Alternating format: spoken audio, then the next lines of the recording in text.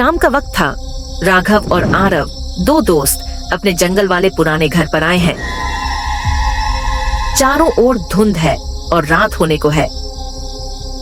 वे अपनी पुरानी कार लेकर आए हैं, पर उन्हें ये नहीं पता कि आगे उनके साथ क्या होने वाला है।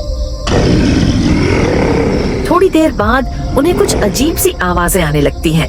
राघव बहुत डरा हुआ है और आरव से कहता है, मैंने तुझे कहा था ना, जल्दी निकल जाते हैं, मुझे ये जगह कुछ अजीब लगती है।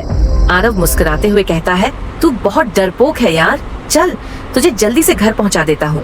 दोनों हंसते मजाक करते हुए जा रहे होते हैं, अपनी पुरानी यादें बांट रहे होते हैं। पर तभी कुछ ऐसा होता है कि दोनों के होश उड़ जाते हैं। उनकी कार के आगे कुछ काली परछाई जैसी चीज गुजरती है। राघव घबरा जाता है और कहता है, ये क्या चीज है? मेरी धड़कनें तेज हो रही हैं। आरव उसे हल्के में लेता है और कहता है, अरे छोड़ यार, कोई हमारे साथ मजाक कर रहा होगा। वो गाड़ी रोककर नीचे उतरता है। राघव भी उसके पीछे पीछे उतरता है। दोनों धीरे धीरे आगे बढ़ते हैं और देखते हैं कि वो काली परछाई आखिर है क्या।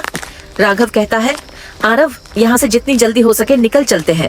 दोनों वापस गाड़ी में बैठते हैं और अपना रास्ता तय करने लगते हैं। लेकिन तभी रास्ते में उनकी गाड़ी अचानक बंद पड़ जाती है। दोनों बोनट खोलकर इंजन चेक करते हैं। उसी वक्त पीछे से कुछ खड़खड़ाहट की आवाजें आने लगती है। दोनों पीछे मुड़कर देखते हैं और दूर कोई अजीब सी परछाई उनकी ओर बढ़ती दिखाई देती है। दोनों घबराकर अपनी जान बचाने के लिए भागते हैं। जंगल के और गहरे हिस्से में चले जाते हैं। पीछे मुड़कर देखते हैं तो वो परछाई अब भी उनका पीछा कर रही होती है। वो रुकने का नाम ही नहीं ले रही। तभी वो परछाई अचानक गायब होकर जंगल के भीतर उनके सामने आ जाती है। डर के मारे दोनों उधर से भागते हैं और उन्हें एक सुनसान पुराना घर दिखता है। वे जल्दी से वहां भागकर अंदर चले जाते हैं। अंदर चारों ओर मोमबत्तियां जल रही हैं।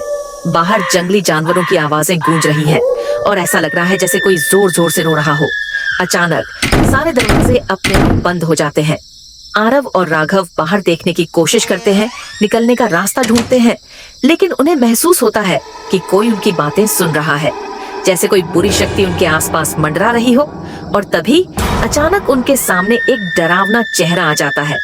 दोनों कुछ समझ पाते उससे पहले वो डरावनी चीज उनके पीछे से गायब हो जाती है। घर के अंदर जोर जोर से हवाएं चलने लगती हैं, मोमबत्तियां बुझ जाती हैं और दोनों का डर के मारे हाल बेहाल हो जाता है। आरव कहता है, पीछे देखो, एक खिड़की टूटी हुई है, वहां से निकलते हैं। राघव भी कहता है, हाँ यही सही रहेगा। दोनों खिड़की से कूदकर बाहर निकलते हैं। वो काली परछाई अब उनके पीछे दौड़ रही होती है, कभी गायब होती है, कभी दिखाई देती है, जैसे किसी जादुई शक्ति का खेल चल रहा हो। चारों ओर घना धुआं फैल जाता है, सब कुछ धुंध में बदल जाता है। दोनों भागते रहते हैं, पर गलती से एक गहरे गड्ढे में गिर जाते हैं। वे हार नहीं मानते, गड्ढे से निकलने की कोशिश करते हैं। तभी वो आत्मा उनके पीछे आती दिखाई देती है। वो जैसे कुछ कहना चाह रही होती है, उन दोनों को अपनी तरफ बुला रही होती है, पर दोनों बहुत डरे हुए हैं। वो किसी तरह अपनी जान बचाकर वहां से भाग निकलते हैं। वे भागते भागते जंगल के बाहर वाले रास्ते पर पहुंच जाते हैं। वहां देखते हैं उनकी वही पुरानी कार खड़ी है और गाड़ी अब अपने आप स्टार्ट हो चुकी है। दोनों जल्दी से कार में बैठते हैं और रास्ते पर निकल पड़ते हैं, लेकिन रास्ते में भी उन्हें अजीब अजीब चीजें महसूस होती रहती हैं। आरव बिना गाड़ी रोके आगे बढ़ता रहता है। थोड़ी देर बाद गाड़ी में झटके लगते हैं और अचानक रास्ते पर फिर से घनी धुंध छा जाती है। गाड़ी बंद हो जाती है। राघव कहता है, जो भी हो, अब हम गाड़ी से बाहर नहीं उतरेंगे। आरव जवाब देता है, चिंता मत कर, हम साथ हैं। देखना तो पड़ेगा ना कि गाड़ी में क्या हुआ। दोनों बारी बारी से धक्का लगाते हैं, पर गाड़ी चालू होने का नाम नहीं लेती। आरव कहता है, शायद हमें गाड़ी यहीं छोड़नी पड़ेगी और सुबह होने का इंतजार करना होगा। राघव गाड़ी से टॉर्च निकालता है। दोनों एक दूसरे का हाथ पकड़कर आगे का रास्ता नापने की कोशिश करते हैं। थोड़ी देर चलने के बाद उन्हें पीछे से बहुत सारी आवाजें सुनाई देती हैं, जैसे कोई जोर जोर से चिल्ला रहा हो, रुक जाओ, रुक जाओ। अब इन दोनों के साथ आगे क्या होगा, आपको क्या लगता है? कमेंट करके बताइए। और आगे क्या होता है ये जानने के लिए हमें सब्सक्राइब करना मत भूलिए। दूसरा पार्ट जल्द ही आने वाला है।